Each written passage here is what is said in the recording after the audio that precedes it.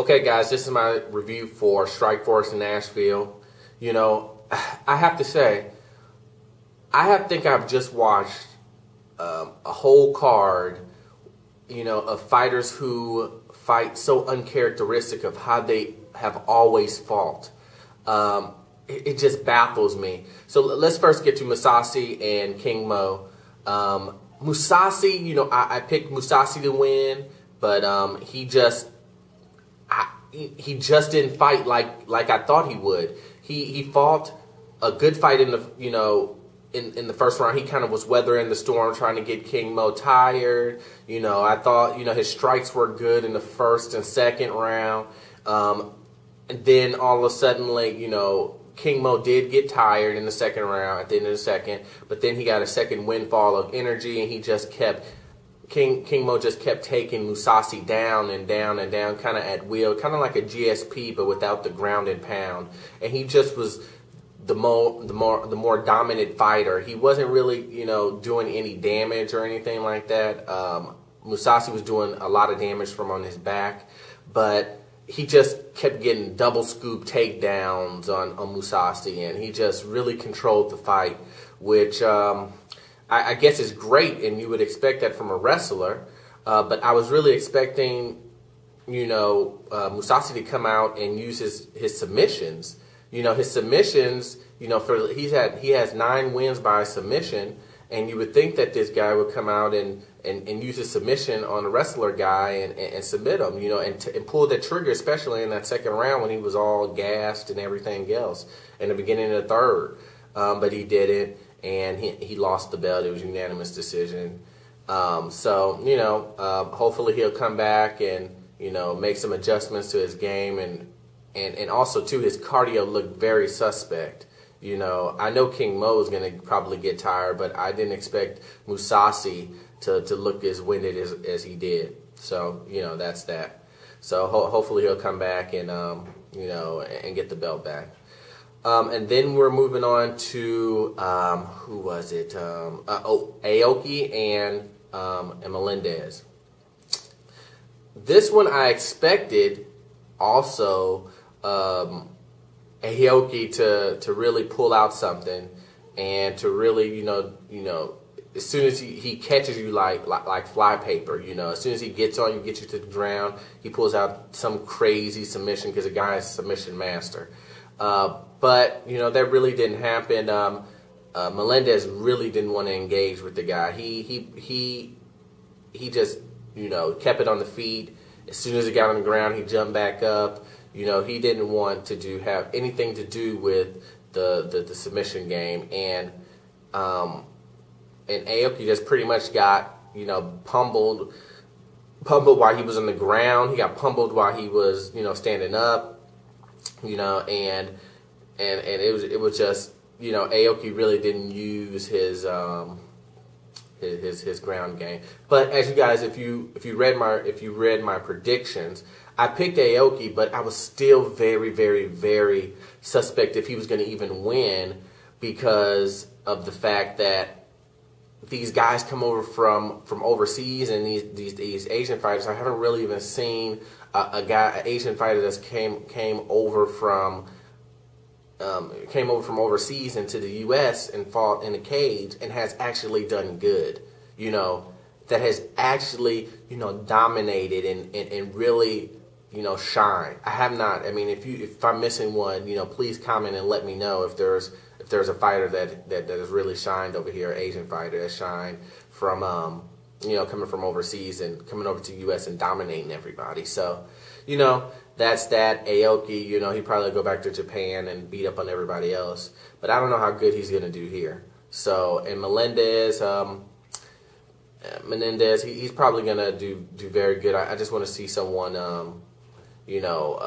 someone more challenging for him. So, as someone, that's a stand-up guy who can pretty much bang. But these guys, in Strikeforce, it's so hard to really kind of compare them because a lot of the talent, especially in the lightweight division, is in the UFC and not really in Strikeforce. So, but Melendez I think he has a pretty lengthy contract with Strikeforce. So I don't know how that's gonna happen.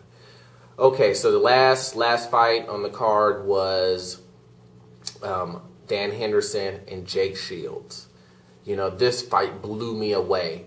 I thought that Jake Shields was going to come out and do a desperate act of trying to get a submission, lay on his back majority of the time. I didn't think that, you know, Hendo would gas out in the first, you know, 2 rounds or halfway through, at the end of the first round. He did very good. He did exactly what he was supposed to do in the first round. He, you know, was trying to knock his head off. He tried to, you know, uppercut. You know, he would, to stand up was great in the first. And then all of a sudden, it's just like went decline downhill. And Jake Shields turns into the bigger guy and mounted him at will on the ground. And Dan Henderson is a excellent wrestler, but yet he gets dominated and manhandled on the ground. It's unspeakable, and I really can't believe it that Dan Henderson got manhandled, but he got dominated and get pummeled, you know, in the mount over and over and over again. You know, I doubt that it didn't look like the hits really hurt from Jake Shields when he was mounting him. But it was the point that you're getting just dominated by Jake Shields on the ground.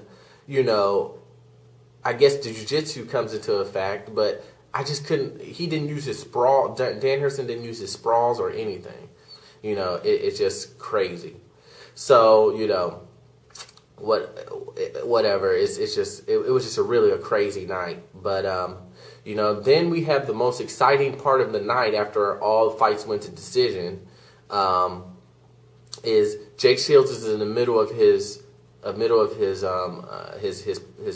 interview for saying that he won and blah blah blah, and then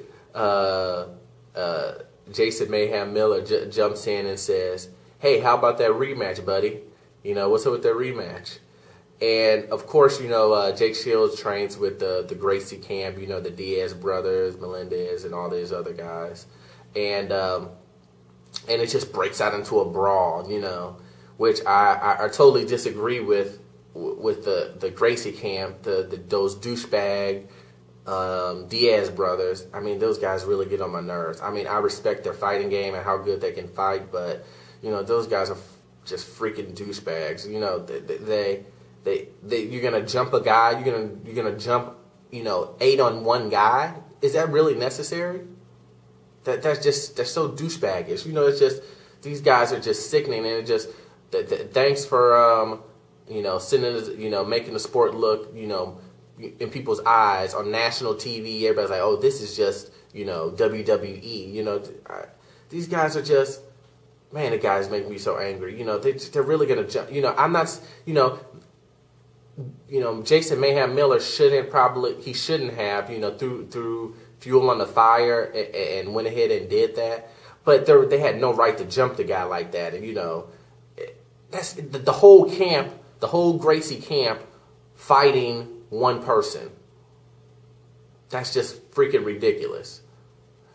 Fucking, I mean, douchebags. You know, it's just, these guys just freaking annoy me so much. But anyway, that's what happened on that. And I think Strikeforce is going to reprimand them in some form or fashion. I don't know who Scott Coker is gonna you know, reprimand or whatnot.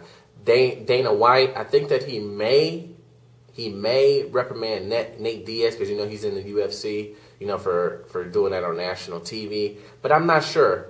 You know, Dana White may embellish the fact that they made an ass out of themselves on national TV, his competition. So he may not even do anything. But I guess Dana White knew what he was doing when he didn't want to pay Hendo a boatload of cash to stay in the UFC. I guess he knew that Hendo was over the hill. He was past his time or whatnot. So now we get an excellent view at Jake Shields coming over to the UFC. He has a nice hefty contract waiting on him. So let's see if he takes it, which I'm pretty sure he will, because it makes no sense for him really to stay in Strikeforce. He really won't get the recognition that he needs if he stays with Strikeforce. So thanks guys for looking at my video. that's my review on Strikeforce Nashville. If you like the video, please rate, comment, and subscribe. My next video is probably going to be a prediction of the Shogun and Machida fight coming up. So thanks again, and see you next time.